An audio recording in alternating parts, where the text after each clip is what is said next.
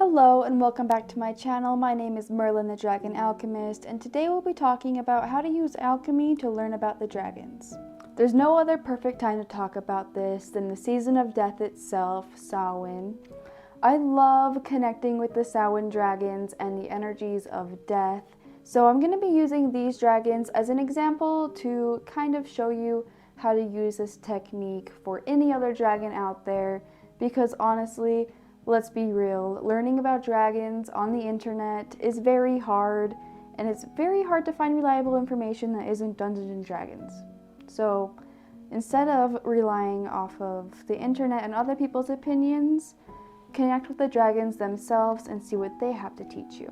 Before I learned about alchemy, connecting and learning about the dragons was pretty difficult, but then I gained this organic understanding of learning about the dragons, and that's through alchemy.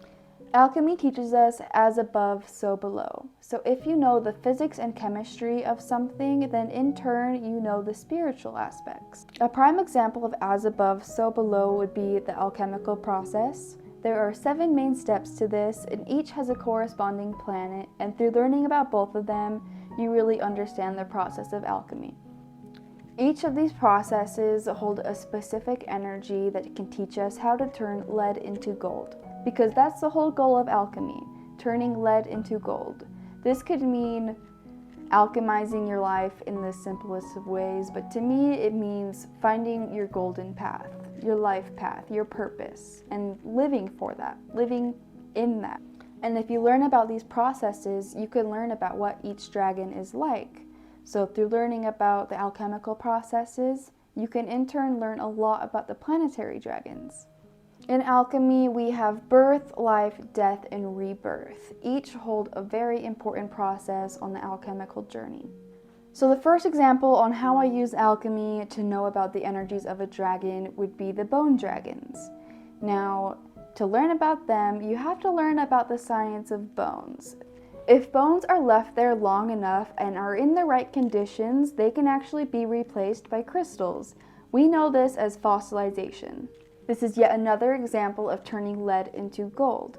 Now, bone dragons also represent the energies of death, so you could be studying the archetype of death to really understand what else they could bring to the table. So through understanding the science of fossilization and bones and even death itself, you can really learn that these dragons are here to help you transform on your alchemical path. Through the right conditions, through the death of old habits, you can be reborn to your highest self. Another Samhain dragon that I really love would be the harvest dragons. Of course, the harvest dragons are going to be a part of Samhain because it is the final harvest season. These dragons teach us about the process of life and being thankful for what has been given. But the main Samhain dragon would be the ancestor dragons. These ones are some of my favorite. Now, ancestor dragons are interesting because they can be from both past lives and present lives. Let me explain. So you know how in Game of Thrones the Targaryens have dragon blood? Well, that's not too far from what Draconic people actually believe. Dragon bloodlines are something that I heavily believe in, and not everybody has. But I'm sure if you have a deep connection to dragons and if you research into your ancestry, you might find something interesting or interesting little signs. For example, I believe I do have some dragon ancestry or dragon bloodlines. My ancestors on my mom's side, last names are Draculich, and it turns out that they were in an order called Order of the Dragon. So I don't know much about that, but I thought that was an interesting sign when my mom told me that. But I highly recommend to learn about your ancestry, learn about your DNA, and you'd be surprised on how many cultures have their own versions of dragon bloodlines. Melusine is one of the famous ancestor dragons. You know her as the mermaid on the Starbucks cup. She isn't fully dragon, she is technically a dragon fae, so a dragon half fairy. Melusine was cursed to turn into a serpent-like form every Saturday, so she would hide away in her chambers every Saturday from her husband and family. One day her husband got a little nosy and peeked in, and she was furious. She just left. which good on her. She showed her boundaries. But she returned every so often to check on her children, and it is said that she will return to each one of her descendants' funeral and you can hear her mourn. Her story can teach us about sacrifice and showing your boundaries. Last but not least, we have the queen herself, the most famous ancestor dragon, Tiamat. She is known as the dragon mother goddess, and she actually created the earth, the cosmos, and dragons.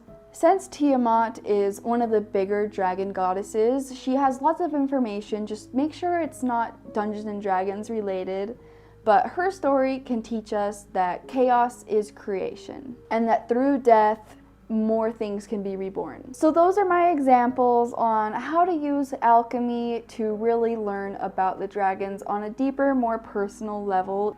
The dragons love when you learn, but you really can't learn everything from a book, so they love that you channel them and connect with them and learn about them on the deep spiritual, metaphysical, and physical level. Remember, the veil is thinning, so please stay protected and have fun connecting with these dragons. If you guys are wanting to learn more about dragons, I now offer a Dragon Grimoire tier on my Patreon where I can show you pictures of my Dragon Grimoire and answer any questions you guys have.